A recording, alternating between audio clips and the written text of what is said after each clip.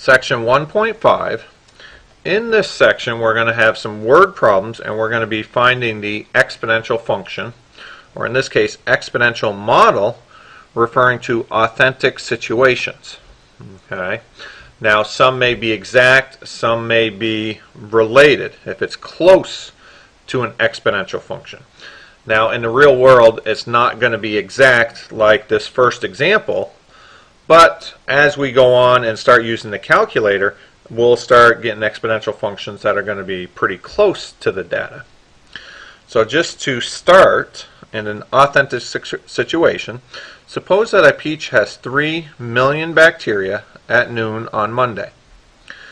And one bacterium divides into 2 every hour on average. So as I create a table for this, f of x, so at noon, so that's going to be my time 0, or t or x is the time after noon on Monday. So we're starting, this is going to be my initial, so at noon on Monday we have 3 million. So I'm just going to use 3, and my units are going to be million. So 1 hour later this doubles. So we're going to have 6 million now. An hour after that this doubles again.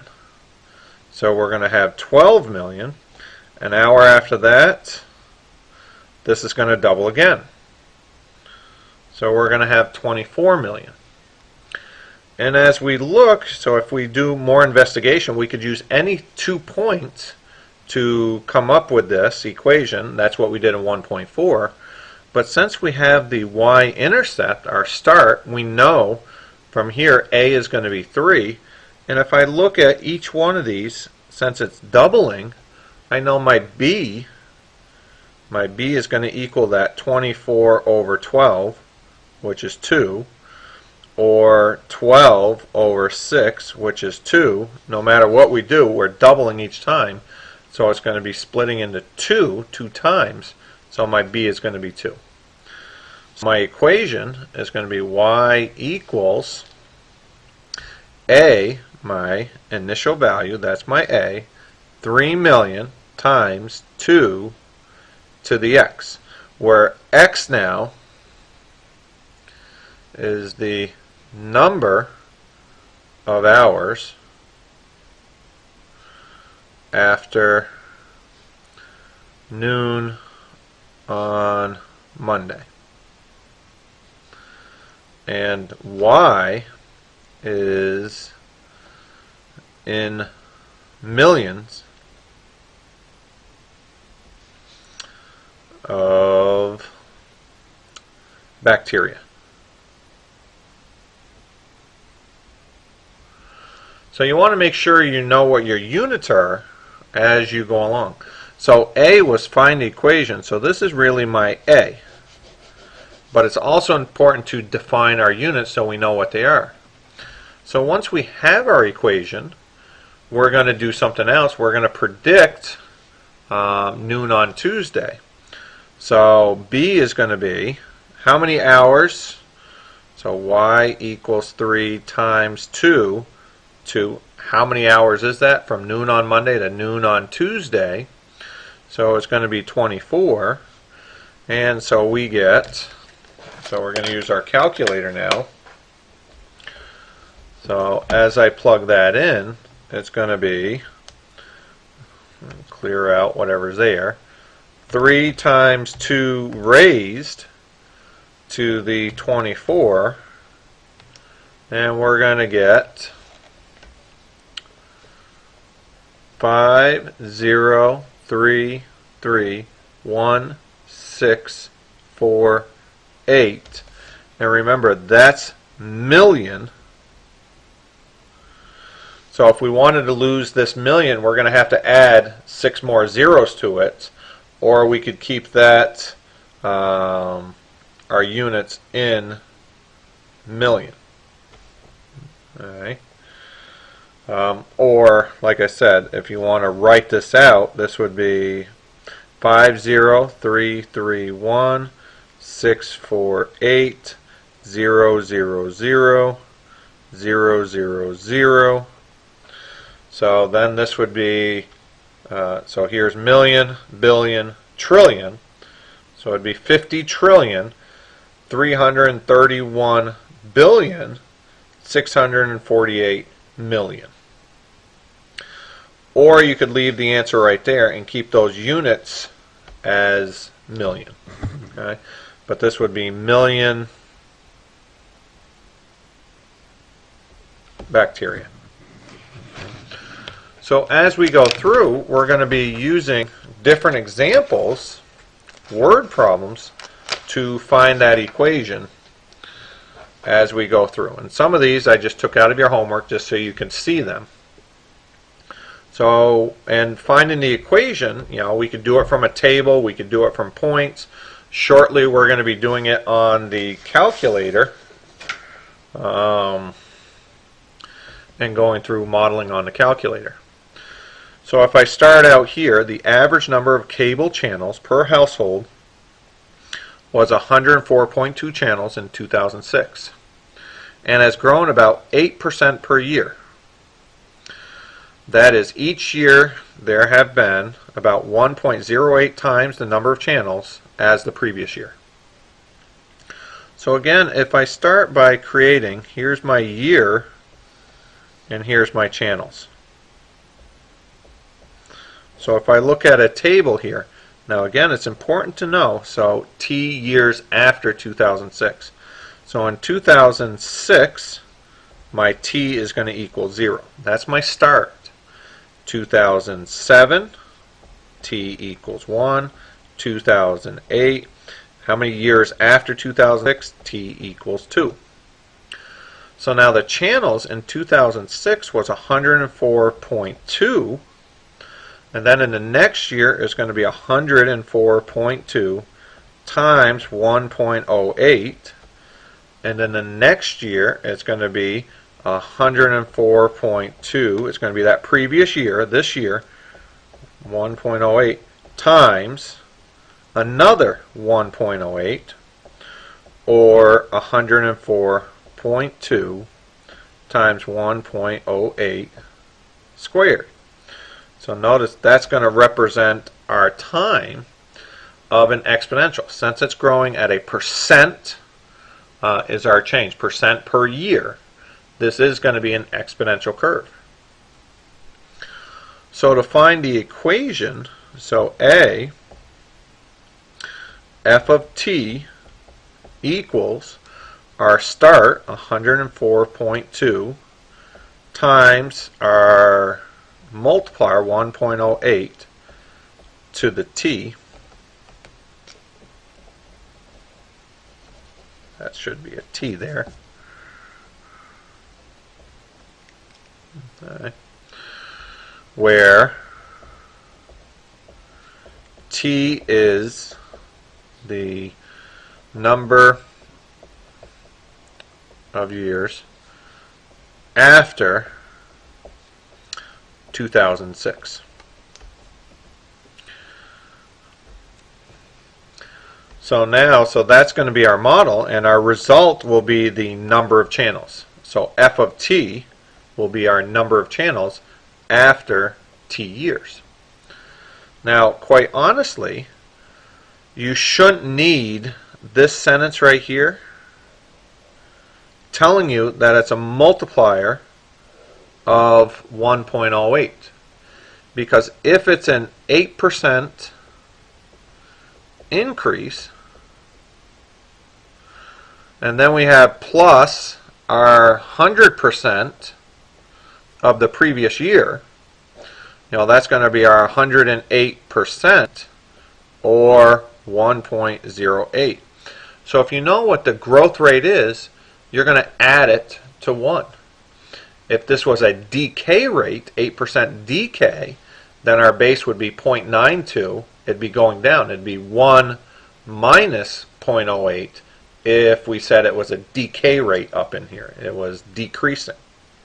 But since this is a growth rate, we're going to 8% plus our 1. That 1 is representing our 100% growth. And that's how you're going to come up with your base.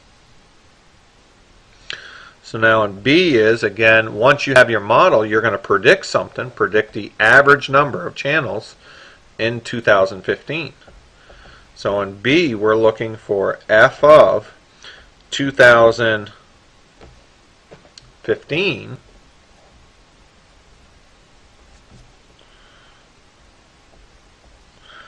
minus, so 2015 minus 2006 equals, this is going to be our difference. Remember, 2006 was our starting year, so we're really looking for that F of t.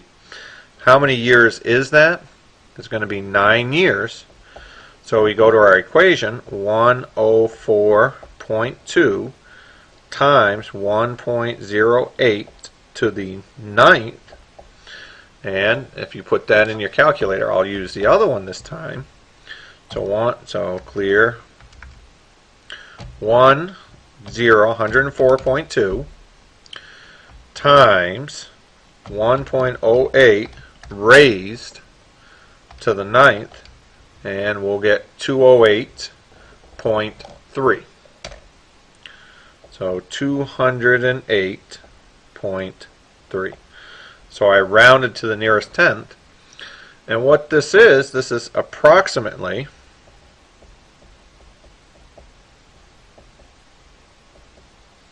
there'll be 208.3 channels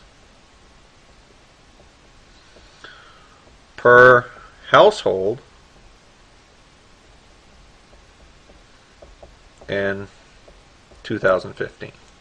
So as we get into more word problems, equations, and meaning, we don't want to just come up with the equation. We're going to be using it to predict something, and make sure you understand what your units are going to be for each of these problems.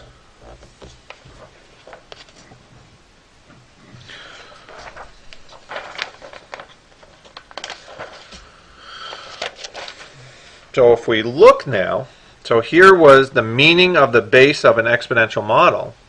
If f of t equals a b to the t, where a is greater than 0, and t is our time, then the percent rate of change, this is what tells me it's a exponential curve. Linear is a constant rate of change, that's your adding or subtracting, but a percent rate of change is your multiplying or dividing, which is an exponential curve. But if b is greater than 1, then you know it's a exponential growth. b minus 1 will be your percent rate of change. Okay? If we say b is between 0 and 1, then it's a decay, exponential decay, and you go 1 minus b for that percent. But honestly, as you go in here, you could really just go 1 minus b, since b is bigger here, or I'm sorry, b minus 1. Since b is bigger here, it's going to be positive. But down here, since 1 is bigger, if you went b minus 1 here and you got a negative, that negative would tell you that it's actually a decay rate. And I'll show you some examples as we go along. But here's our formula. Now this is just a quick way, it's a shortcut to what we're doing earlier. Quick way of getting your exponential curve if you know what that growth rate is. Now this is a growth, 1 plus r. If it was a decay rate, then it would be 1 minus r. So if we're investing 5,000, so this is future value equals present value times 1 plus your annual interest rate to your time. So if you're investing 5,000 at 6% compounded annually, so our equation is going to be, so here's my initial amount, so that's my A. Here's my annual interest rate, so that's my R. So my f of t, which in this case is going to be my value, is going to equal my initial amount, 5,000, times what? Well, it's going to be our 6% plus 1, that 100%. So this is really a 1.06 multiplier. Think of it as 106%, because here we have this amount and then we're earning 6% every single year. So our multiplier is 1.06, our base is 1.06 to the t. But this is a 6% increase over what we initially had. So this is going to be our equation. So that's our A. B is going to be what is the value after 10 years. So our value, f of 10, equals 5,000 times 1.06 to the 10th. So we put that into our calculator, 5,000 times 1.06 raised to the 10th, and we get 8,954 and change. So it's going to be 8,954.24. Make sure you round correctly and you're not chopping it off. But again, this rate that we have here, that's going to be from our 1 plus r. How you found that? 1 plus r, 1 plus 0.06, and that's your 1.06. And we're going to use that for our base as we go along. Now, for the next one, C, how long will it take your investment to double? Well, that's different. Because if we look up here, we're given time and we find our value. Here you're given 10 years, and our value after 10 years is $8,954.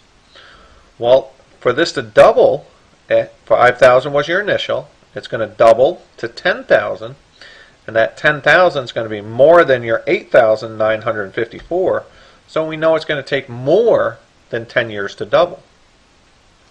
But how do we find it? Well, this is our value, so when will our initial investment double? When it equals 10,000. Equals our initial value times 1.06 to the t. So notice in B you were given t, you were given an input, and you had to find that output. You were given time, and we found the value. Well, here we have the value, and we want to find our t. Now we can start by dividing by 5,000, isolate that exponential term, so we get 2 equals 1.06 to the t.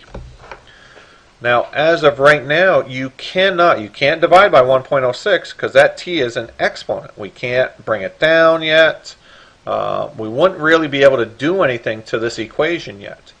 In order to bring that t down, that exponent down, we're going to have to go to logarithms if we were solving this by hand. And logarithms is what we start in section 2.2. So for right now, how you're going to solve this on your calculator, how you're going to solve this is using your calculator. So we're going to say this is y1 is going to equal 2. And y2 is going to equal 1.06, and we want to find where they intersect. That intersection will be our answer, t equals. We're looking for that time in years. So if you go to your calculator now, we're going to solve this on your calculator. So it's going to be y equals. I'm just going to clear out whatever's there. So y equals 2 is our y1. 1.06 raised to the x, that's my variable, is going to be in y2. Now before I just go to graph here, I'm going to go back to my window. So I want to go to window because I don't need this standard window -10 to 10 by 1s, and this one looks -10 to 50 by 1s, which was my previous window. So instead, let's go -1. Remember, x is representing our time t. We know the answer is going to take longer than 10 to double. So let's go -1 to 20 for our x max. For my y min, I like seeing the axis, so I'm going to go -1, even though I know I'm looking for when my exponential curve is going to hit 2, so I don't have to go much higher than 2. We'll say 4. So when you graph this, you want to see there's my 2. That's my flat line. It's horizontal. And here is my exponential curve, that 1.06 to the x. So within 0 to 20 years, it does double. When does it double? At this point of intersection. So now how do we find that on your calculator? So you're going to go second trace to get to that calc mode. So second trace, and if we look, we're looking for that point of intersection, so it's going to be the 5th one down. Here's our intersect. So we hit enter. Now notice how it says first curve there. So here's our first curve. Doesn't matter which one it's on, we just have to select it by hitting enter. Now it's saying second curve. We should be on the other one, and again, you could scroll over. Here's the second curve. It doesn't matter where you are on it. We're just selecting it. And then for a guess, you can be anywheres, but you could be over here if you want. But for a guess, you can just hit enter, and it'll find that point of intersection, 11.895661. So T now is going to equal that 11.9 years. But remember, it's T years after our start. So if it's asking for, so if it says, how long will it take for your investment to double? It's going to take 11.9 years for your investment to double. If it asks for in what year, so in what year, we would have to go T years after a certain starting point, which we don't have here. But let's say this was 2000. So it would be roughly 12 years after 2000, so the year would be 2012. But if it just asks for how long, it's looking for time. If it asks for in what year, then you would have to have a starting year.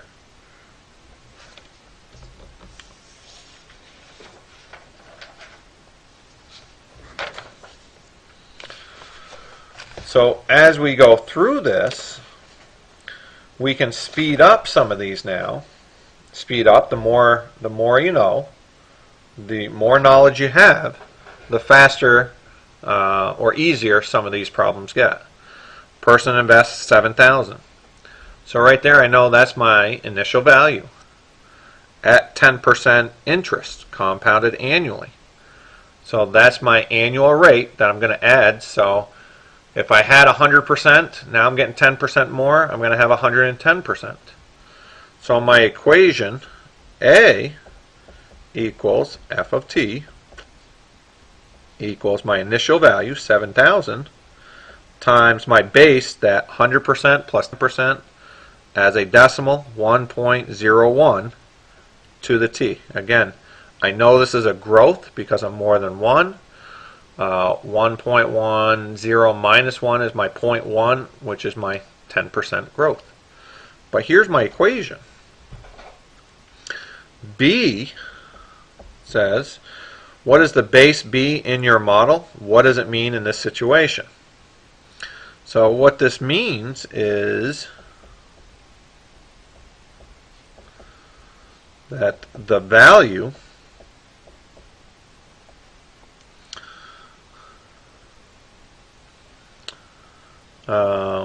means that the value of the previous year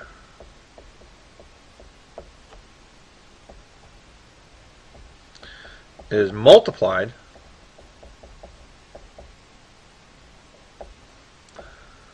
by 1.10. If we go B minus 1, which equals that 1.10 minus 1 equals 0.10, what is this really representing?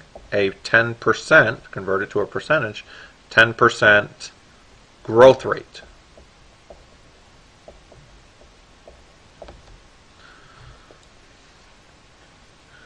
C, what is the coefficient of A? A equals, well, here's my A, it's going to be 7,000. And what is the meaning of this in the situation? Is that $7,000 is the initial investment. That's what we're starting with. D, what will be in the account's value? What will be the account's value in 10 years? So now I'm going to use that equation. So f of t, f of 10, is going to be my value after 10 years.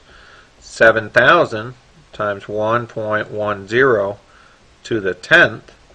And when you put this in your calculator, I'm just grabbing this one this time, 7,000 times 1.10 raised to the 10, so this is my 10 years, $18,156.20. So again, that's 18156.20. So we're rounded to the nearest cent. Now, something this problem did not ask, but I could, is interest earned. How much interest did you earn? Well, if we, after 10 years, if we end with $18,156.20 and I started with 7,000, the difference there, the interest earned,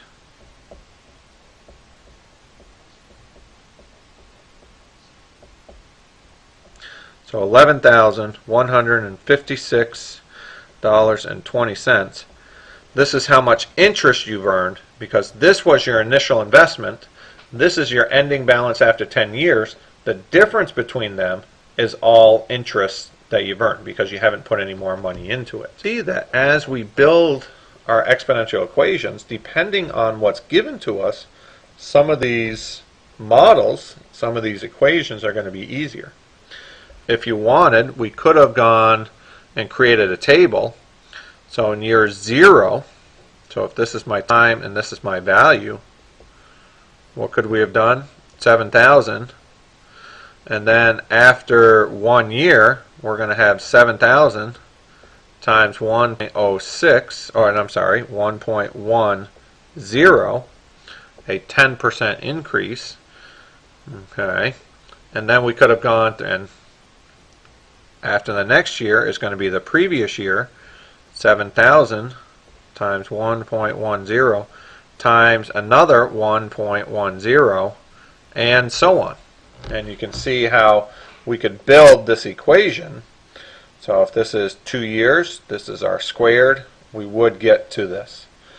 So hopefully you're going to be able to read and interpret what's in the problems as we go along, and they will get easier and quicker for you. So we'll just do a couple more here. Someone invests $2,800 in stocks today. Their value doubles every 11 years. So notice this is slightly different because this was the interest rate per year, but this one is doubles in 11 years. So if I want to find this equation, if I start, here's t, here's g of t, says my function. I know when I start, I have $2,800. Now, that next year, I don't know what I have. The year after that, I don't know what I have. But I know in 11 years, it takes 11 years for this initial investment to double. So that doubles, 2,800 times 2 is going to be 5,600. So I could find my equation given these 2 points. That's what we worked on in 1.4. Now I'm going to do a shortcut, which is going to be my b, x2 minus x1 equals y2 over y1. So b to the 11 minus 0, which is the 11th, equals 5,600 divided by 2,800. So I know b to the 11th equals 2. And if I solve this now, b equals 2 to the 1/11. So, and we could approximate this on our calculator if you want to solve for b. It's going to be 2 raised to, in this calculator, parentheses, 1 divided by 11. And we'll get that roughly 1.065. 1.065. But we have to be careful. And remember, this is rounded. So as we go through, we have to be careful because the more rounding you do, the more error you're going to have. So since this is exact, how about if we use that? Now I also know A, because that's my initial value, I know that A equals 2800. So if I put this together, Y equals, or which is my G of T, equals 2800, my initial value, times what's B? That's 2 to the 1 over 11 raised to the T. So now from our first section, when you have a power raised to a power, on that exponent there, we know we're going to be multiplying. So this equals 2800 times 2 raised. I can bring those in. What's 1/11 times t? It's going to be t over 11. So this is my exact equation that I want to use. Now if I use this up here, just know that it's rounding, and the more rounding you do, the more error you could have. But if I want to do, so that would be my A, that's going to be my equation. Find the value after 25 years. So all I'm going to do is put 25 in for t. So G of 25 is equal to 2800 times 2 raised to the 25 divided by 11. Now just be careful when you're using your calculator. Make sure you put that in as an exponent. So if I go 2800 times 2 raised, on this calculator I need parentheses, 25 divided by 11, close, or I can use this calculator and clear, get back to our home screen, 2800 parenthesis 2. It doesn't matter if you close. If we raise, notice this is all the exponent. I wouldn't need parentheses there, but I still 25 divided by 11. And again, I'm going to get that 13,530.60. So 13,530.6, or in 60 cents. So if this is rounded, if we use this, this would be off a little bit. Let's actually, let me use this one. Let's see how much we would be off. 2800 times 1.065 raised. Now since we're doing this, that's 2 to 1 over 11 roughly. So all I have to do is put my time in now. So I've already used up that. So my time is 25 years. And notice what I get. I get 13,517.55. So if you look at the difference between that 30 and that 17 roughly, that difference is coming from our rounding error of this base versus that base. Now if you notice though, if it said double, now some of these we talk about doubling or half-life. If this doubles in 11 years, it's going to be 2 raised to 1 over 11. We could always do the points and come up with our equation. But as we continue to go, if we know it doubles or half-life, we can come up with that equation rather quickly. But if we don't know it doubles, or if we don't know it's just following some rate, then we're going to have to continue to find our points. Okay. But I want to jump to a half-life or doubling. It's kind of the similar thing. So here is some radioactive material. So here's our half-life. Half-life is, here's our initial value. It's the time it takes to be cut down in half.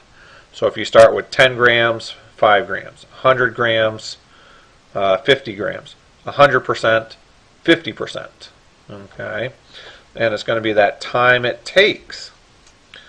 So if we start out and we talk about some radioactive material, and the half-life is 30 years, well, if I do that same thing, it doesn't matter how much we start with. We'll start with percentages. But if I start, here's my T, and here's my F of T. So in time 0, how much am I starting with? Well, notice an amount's not given, but since it's percentage, we're starting with all of it. It's 100%. And then I know in 30 years, this is going to be cut down in half. So after 30 years now, I have 50%. And we could go through and find that equation again. Here's my initial. I'm going to start with B. x2 minus x1 equals y2 over y1. So B to the 30 minus 0 equals 50 over 100. So again, we get B to the 30 equals 1/2. And notice it was half-life, so we are going to get that 1/2. And our base is going to be 1/2 raised to the 1 over 30. So you can kind of see half-life 30 years, it's going to be that ratio there, 1 over 30. When it doubled in 11, it was a 2 here, and then it was 1 over 11. My equation is going to be f of t equals, again, here's my initial amount, it's 100%, 100, times my b, 1/2, raised to 1 over 30, all of that to the t. And I could simplify this. So this is 100 times 1/2, half-life, t over 30.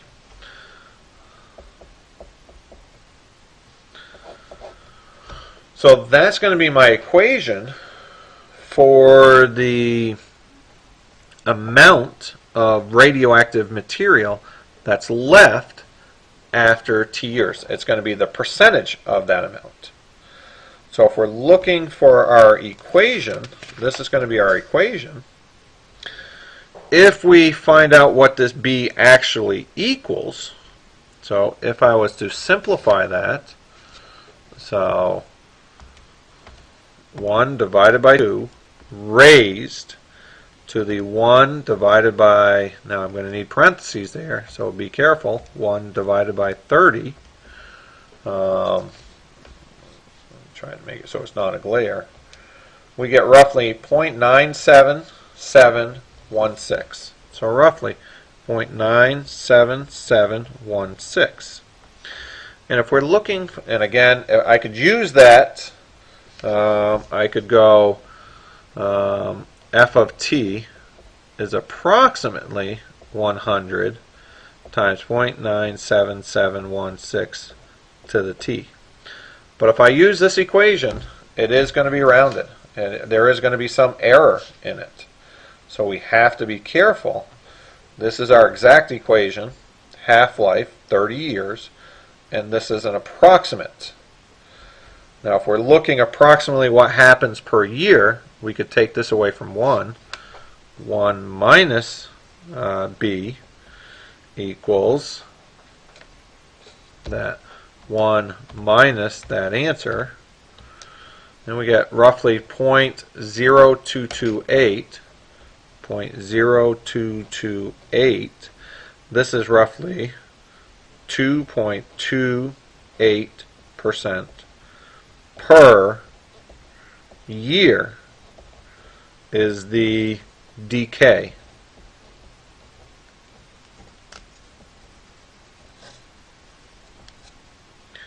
The decay rate.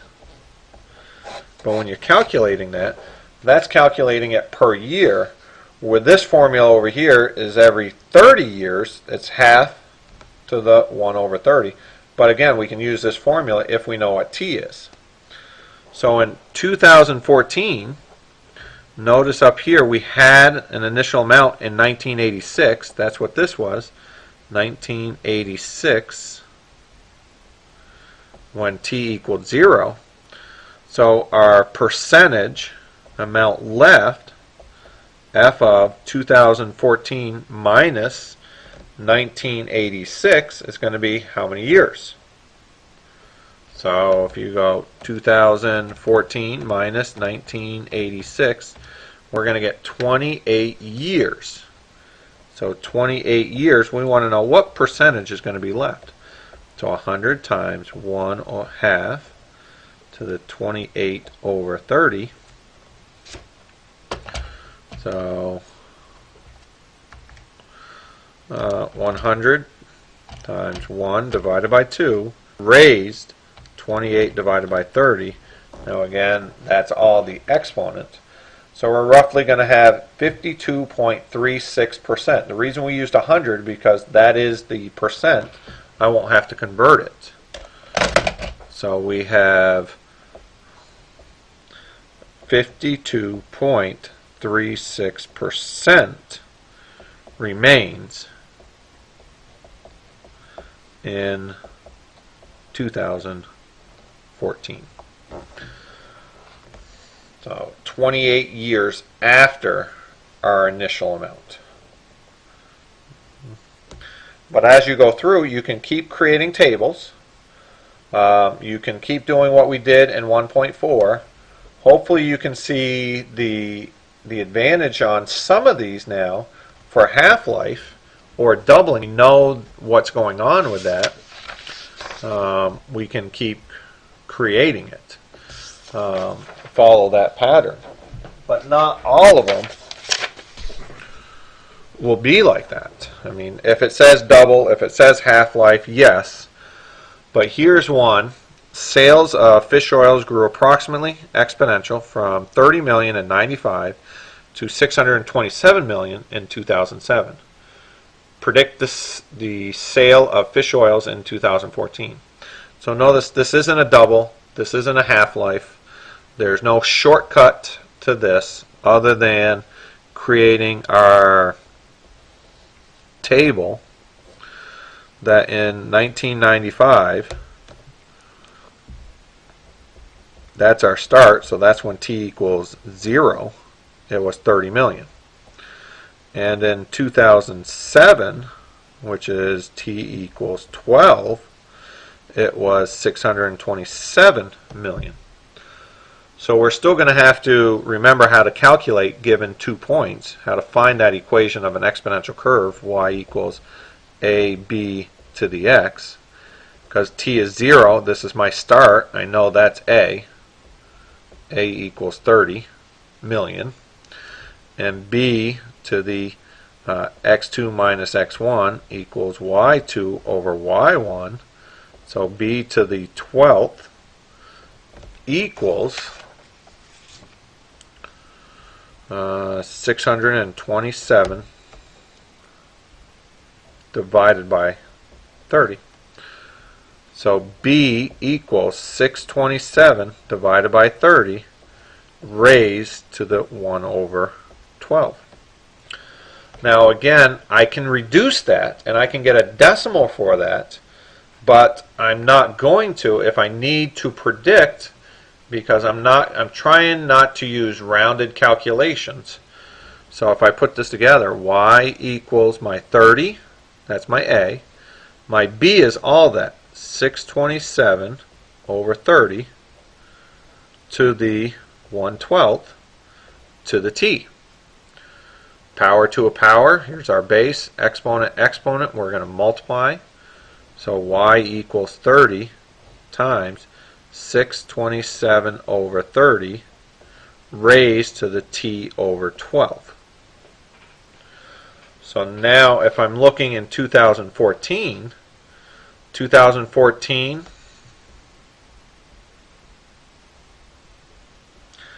what's my t going to equal? How many years after 1995 is 2014? So our y equals 30 times 627 divided by 30 raised to 14 is 19 years after 1995, so it's to the 19th. So if I go 30 times 627 divided by 30 raised, so here's all my exponent, 19, we get, now notice I made a mistake here, because if we look at that number, that's a huge number. That e to the 26 says move that decimal 26 places. It's possible, but when you see something like that, just double check. What did I forget to do? Take this 19 over 12. Second enter will recall what I did, so I can go up to here. It should be 19 divided by 12, and we get 3692.7 0.78, and this is going to be million.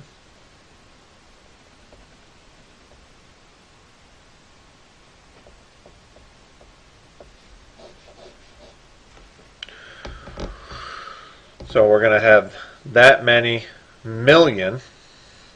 Now if I want to look back, and so let me clear that for a minute, and if I look back and I put in that in parentheses 627 divided by 30 raised to that 19 divided by, or not 19, but 1 divided by 12, this is going to be my base. That b is approximately, so if I do that, it's approximately 1.2883 if we round. Now if I use that rounded value, so it's going to be 30 times 1.2882, or 3,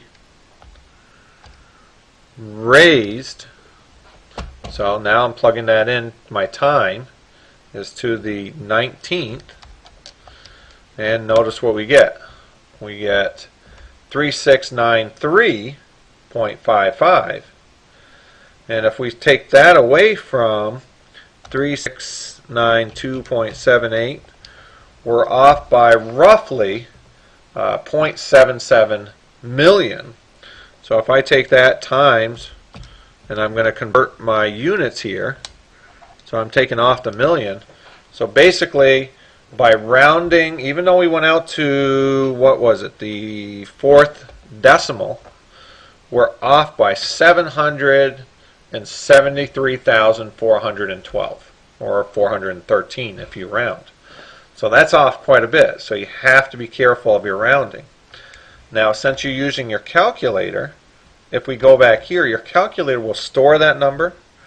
So if we go, that's in parentheses 627 divided by 30 raised to 1 divided by 12, if you use that ANS button, it'll recall all of that. There's more decimals over here, so it's going to recall all of that. So we're going to go 30 second answer, which is that base now, raised to the 19th, and now there's that number again. Okay, so just be careful of your rounding as you go through, because you can see how you can be off on your calculations.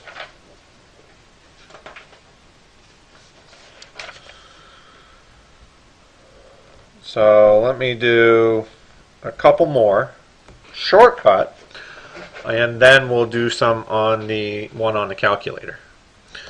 So what do I mean by this? So now if we can speed this up, a half-life is about 900 years. So we're looking for what percentage. So notice we're not given any initial values or anything like that. So we're assuming that we're taking all of that amount, so it's going to be 100%. So G of t equals 100%, all of it, times it's a half-life to t divided by, what's the half-life? How many years? 900 years. So this would be your equation that you're going to use. So again, it's a half-life and 900 years. Now if you don't like the shortcut or you're not getting it right, then create those tables and go through your process that you had before to come up with that equation. So B, we would put in t equals 600 into this equation, and C, we would put in 3600 for t into this equation. So I'm going to leave that to you, but here was A, or I guess I'll do it.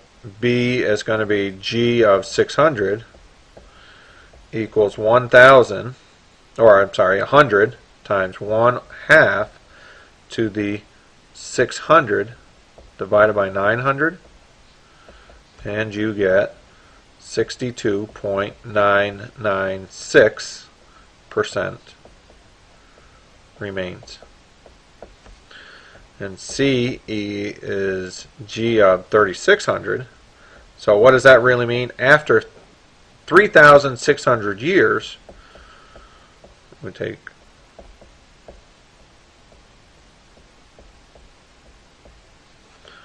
so I'll do this one. 100 times 1/2 raised to 3,600 divided by 900, and we get 6.25. So what is that saying?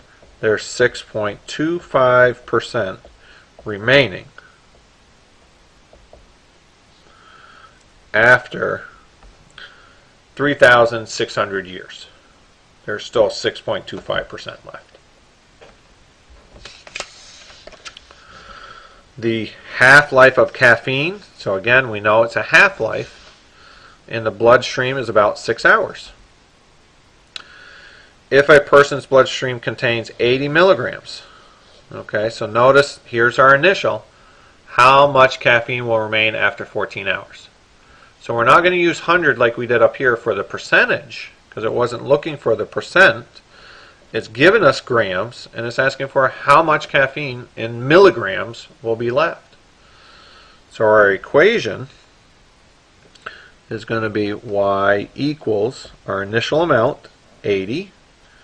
We know it's a half-life, and it takes 6 hours. So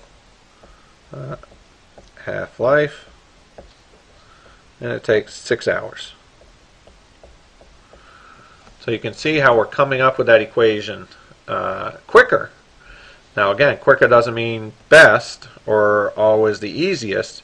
You could say 0, so here's hours, and caffeine if you want. After 0 hours we have 80 milligrams, and then after 6 hours we're going to have 40 milligrams.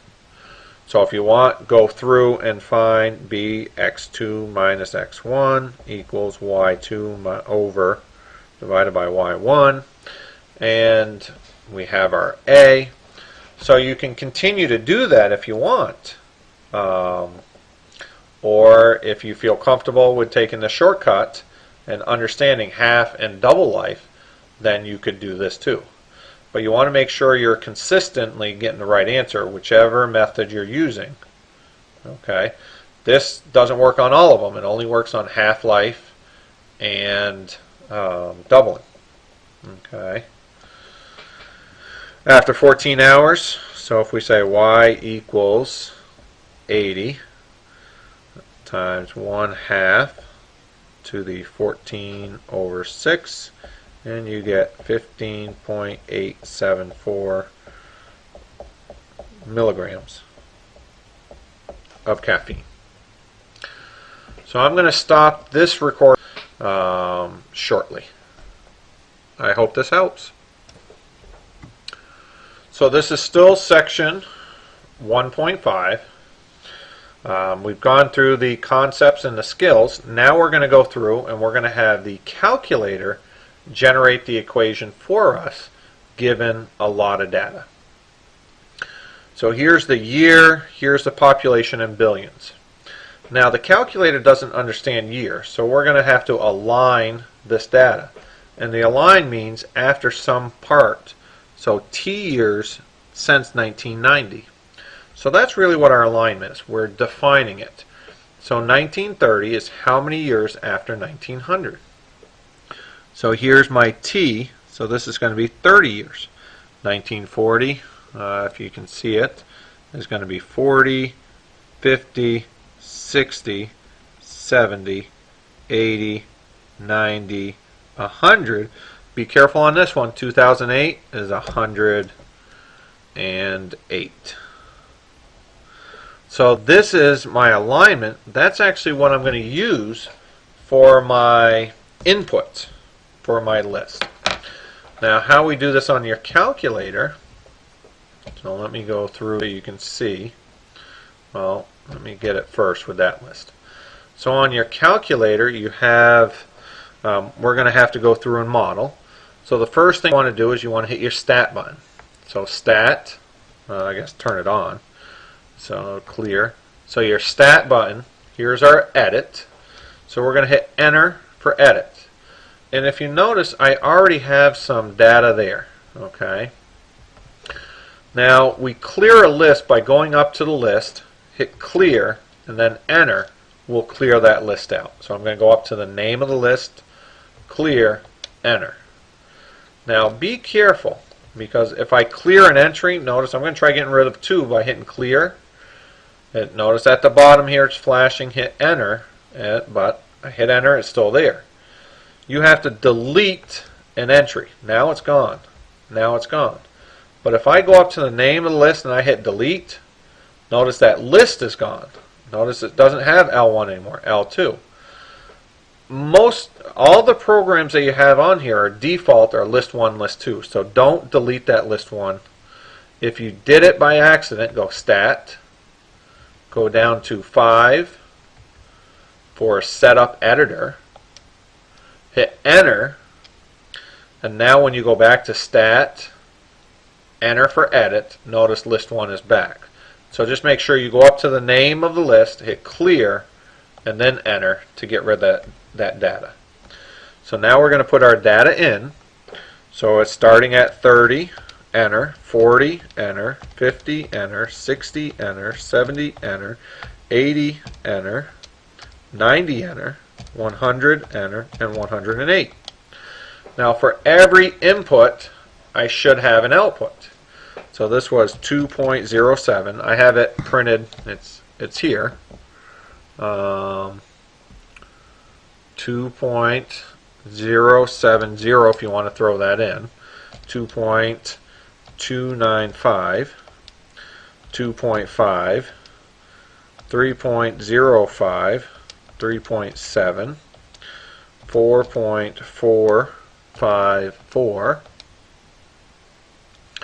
5.279, 6.08, enter, 6.721, enter. And again, for every input, there's a glare, but for every input, you should have one output. So if this list is bigger than this list, you're going to get an error, okay, when you try to model. So after we get our data in there, now we're going to go to y equals, and we're going to clear out anything that we have in y equals, because otherwise it will go through our points. Now I want you to notice the screen, especially the top. If I go second y equals, I have to turn my plot on. I'm going to hit enter. So plot 1, we want to hit enter, so we've turned it on. This first one is scatter plot. Here's our list 1, list 2, and I'm using boxes to represent the points. So this is my input list, my output list. If you change your list and you use list 3, list 4, you have to tell it here which list to use. Now I'm always going to use list 1, list 2, or you should always use list 1, list 2, because it's going to make it easier because of when we actually calculate, have the calculator calculate the equation for us, it'll be preset to list 1 and list 2. But I'm going to go back to my y equals for a moment. Let me get out of, I don't know how that came up. So I'll go back to our y equals. Notice on this screen we have that plot 1 is highlighted. If you scroll up to plot 1, hit enter, we just turned it off. Go up to plot 1, hit enter, scroll down, you see how it's bold? It's turned on now, it's activated. If you're not modeling, you want to make sure that this is deactivated. Turn your plot 1 off because it may give you an error if you're just trying to graph. Okay, but since we're modeling, we have the data. It's in our list. So we're going to actually look at that data now. So the next step, so don't forget this one. This will preset the window to our data. It's going to be zoom and then hit the number 9. So zoom 9 sets that scatter plot for us, and then you can see the basic shape, those points of our curve. So what kind of model is this? You can see that this is our exponential growth model. So now to get the calculator to find the equation for us, our best fit model, we're going to go stat, over to calc, and we're looking for exponential. Now we could go down, but I think it's faster to go up. It's like a Rolodex. We can go up. We're looking for that exponential regression. So it's 0 exponential regression. So we're going to hit enter there. Now some calculators are different. Notice this one has this preset for us. List 1 is my X list. List 2 is my Y list. Frequency we don't care about. Store the equation. I want to store the equation. So we're going to go vars for variables, yvars, function, y1. So this is going to calculate it in y1. Now to actually calculate that regression, we're going to hit enter. Okay. And notice here's my equation. If I go y equals, notice it's already stored there. That's what that y1 was. And if I graph, I can see how good of a fit it was. Now, not all calculators are the same, so I'm going to go back and I'm going to change something on this calculator. So I'm just going to go to my classic. So now when I do this, if I go stat, calc, exponential regression again, I'm going to do this exactly again. Here, or I can't do it. I thought that would change this, but this calculator doesn't. Let me go ahead and do it in this one really quick because I want to make sure you see the commands. I'm going to have to put it in again. So stat, edit. So if I went too quick the first time, I'm going to clear my list. So 30, 40, 50, 60, 70, 80, 90, 100, 108. And then it's going to be 2.07, 2.295, 2.5, 3.05, 3.7, 4.454, 5.279,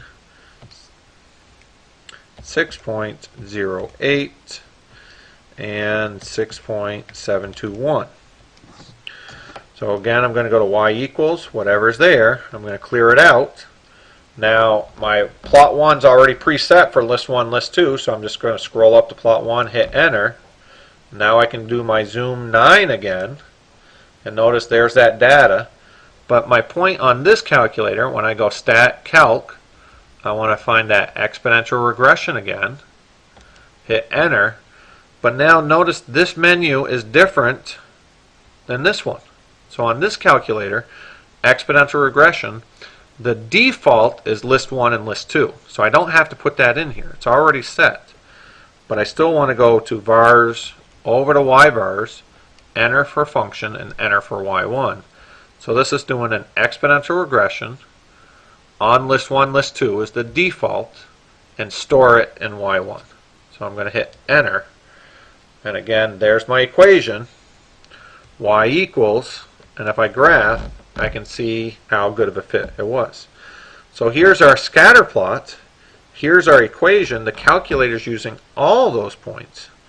So if I go back to my home screen now and I look at this, from that, so now that we have that equation, you should be able to go through. So using our graphing calculator, we can get our data in there now. Okay. We can come up with the equation. The equation was y equaled 1.2048 times 1.0162 to the t. So again, remember this is rounded, so we're approximating values. Try not to round too much. If you actually want to go further here, you could. So as you go through, I'm going to check your work. So the more digits you give, I'm going to use your model as you go through here and use your numbers to make sure you're doing this correctly. So what is the p-intercept of this model? The p-intercept is going to be this number right here. And what this means, so it's going to be 1.2048. That's when t equals 0. We're going to get population. So this is, and what was our units? So it's going to be when t equals 0, we have 1.2048 billion. So that's our population in billion in 1990. So remember, since 1990, so that was our starting value. So in 1990, here's my A, that's my initial value in my starting value. So it's going to be 1.204, approximately 1.2048 billion in 1990.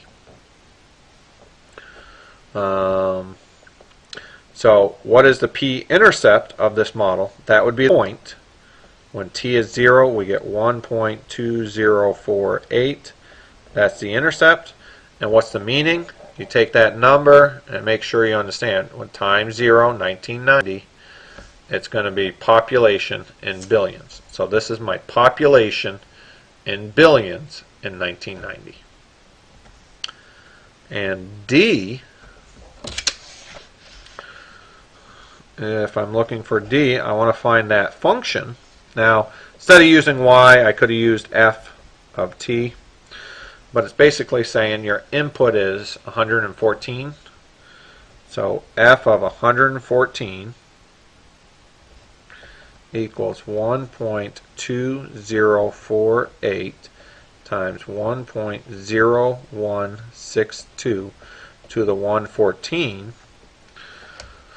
So if I plug it in, now this is going to be rounded,